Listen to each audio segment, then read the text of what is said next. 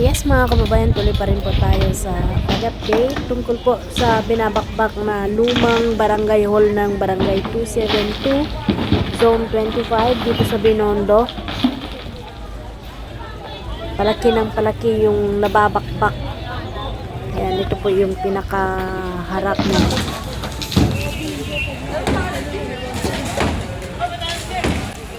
Itong bagong barangay hall, na-stop muna yung pagbabakbak guys. Bali nag-focus po sila dito sa lumang barangay hall.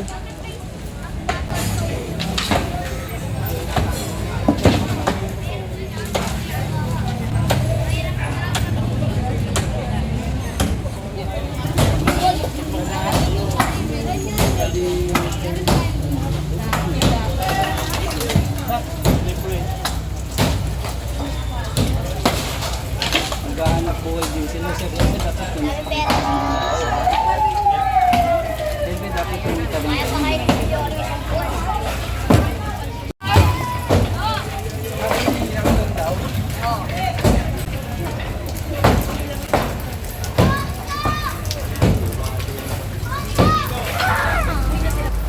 Ayan mga kababayan, lakas na naman po yung ulan, pero yung mga taga-engineering ay walang tigil. Tuloy-tuloy po yung pagbakbak dito sa lumang barangay hall. Ang engineering team na ito ay galing sa District 1 kay Engineer Nadonga.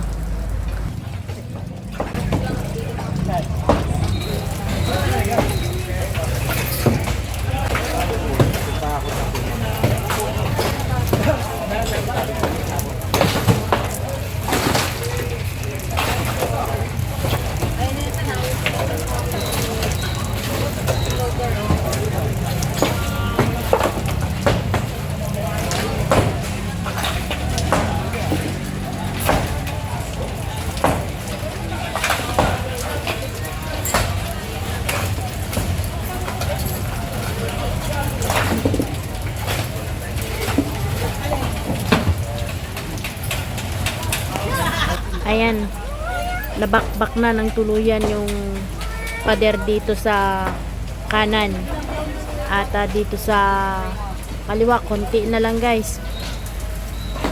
Napakalaking tulong ito sa mga malilenyo mga kababayan kung matutuloy na itong Binondominyon 2. Una, napakahalaga na bawat pamilya ay mayroong bahay na matitirhan. Mas ligtas po tayo kasi pag nasa loob tayo ng sarili nating bahay kesa sa nagre-renta ka o lalong-lalo na pag ikaw ay nasa kalye lamang. Ulan na yung mag-asawa. Maligot-ligot na yung pag-uwi sa bahay.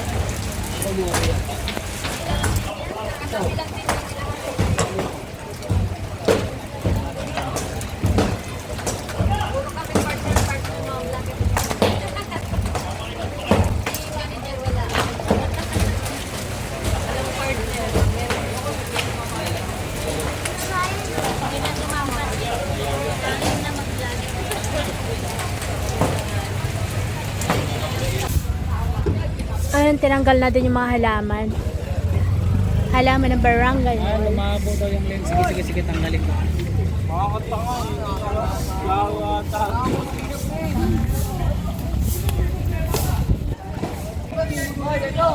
Kasi kung marunong ka, dalawa kayo. Bago lang din.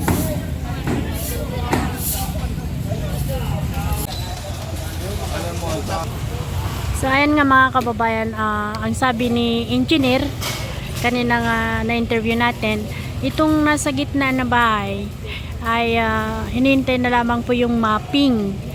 Tapos kung masasagasaan siya dun sa mapping ay maring tapyasan o tatanggalin itong nasa gitna. Yan, yung nasa gitna ng barangay hall.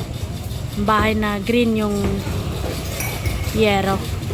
As of now, ay kung ano yung mukha ng bagong barangay hall na nadatnan natin ay ganun pa rin. Pero ito, yung old na barangay hall ay kitang-kita na po natin yung pinakaitaas, bakbak na po yung pinaka-front at yung pinaka-side na pader niya doon, nakadikit ng bahay.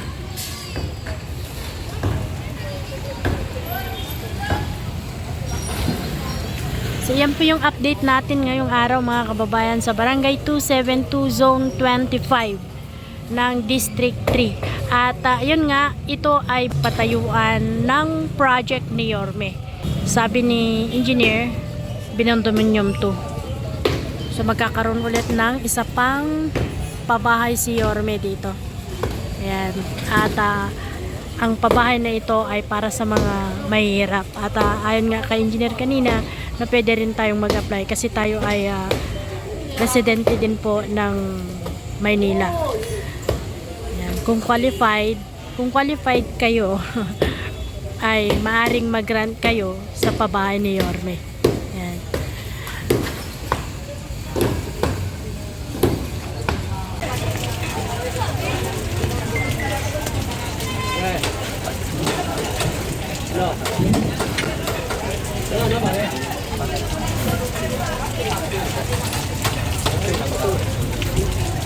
Nasa loob naman sila dito eh. Nasa loob naman Dito naman sa baba, natanggal na yung salamin na pintuan.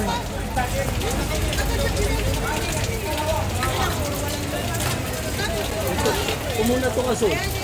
Saka itong aso na barangay. Itong aso na barangay. Papadala ko ng ano eh.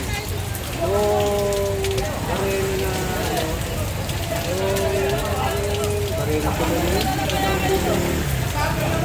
Para matanggal yung mga text na text eh. Wala nga. Bubong. Oo. Oo, yung drill. Naka-text rin yung mga nilili. Kailangan yung adapter lang. Oo. Sila. Lugaw daw, gusto nyo? Poriman. Lugaw, ayun. Ayun, tinanggal na yung ano, glass na Patubuhan natin ito naman si Galing. Kausapin ko mamaya. Bago.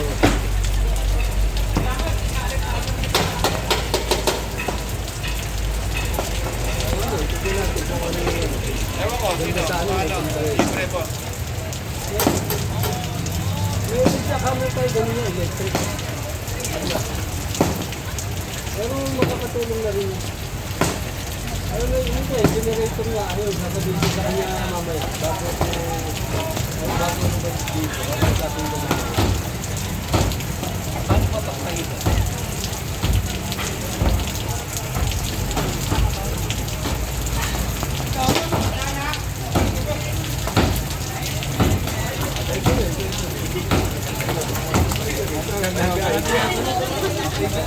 Kailangan makabasag natin yung step sa taas.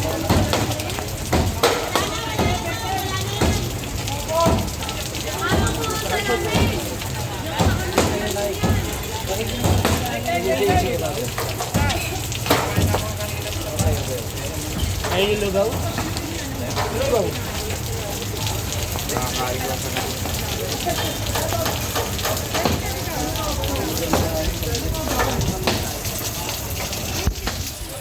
$300,000 na yung viewer.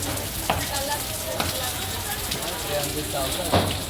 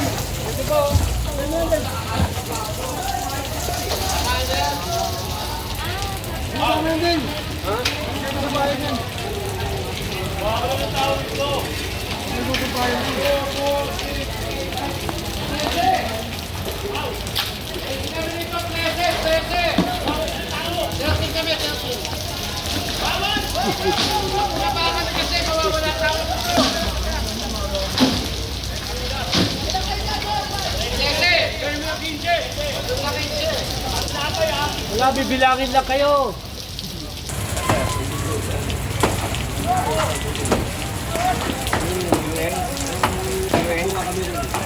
Pare.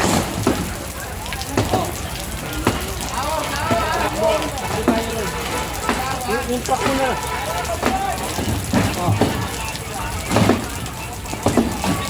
Hindi, itong truck mo si Timbol, pasakay natin yung ibang tao. Hindi naman lahat kukunin natin eh. Magdala lang tayo. Hindi, yung vacuum, tawagan ko, sige, tawagan ko. Ano, baka nakauli lang tayo dito. Ganda ka surat pa sa opisina. Sige. Ano ako sa'yo, sakaya ko sa'yo.